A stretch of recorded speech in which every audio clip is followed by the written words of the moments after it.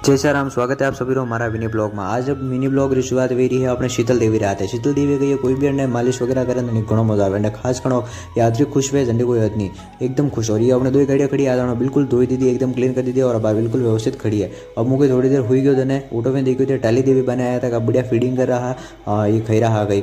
और यह देखो यह अपने गाँव में लगी थी कि देसी काकड़ी एकदम टेस्टी। अंडे बाद में थोड़ी देर बनवा भी गयो ये कॉपी किताब वगैरह लेन, क्योंकि अब 12th बोर्ड है और टेस्ट भी है काले। परिवहन वाला पार्टो काले टेस्ट है। अंडे बाद मैं बैठो बैठो थोड़ी देर अने याद करो और बनी रहो।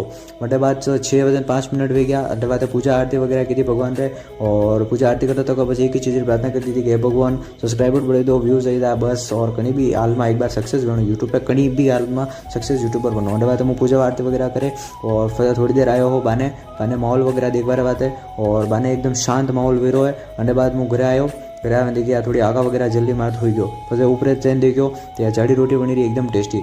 और जाड़ी रोटी ऊपर गई कि निशान कर आने को एक बढ़िया एकदम व्यवस्थित हक सके। मतलब बात कही एक रोटी वोटी खाधी, रोटी खाने बजाया थोड़ी देर दोस्तों मलवा रहा बाने।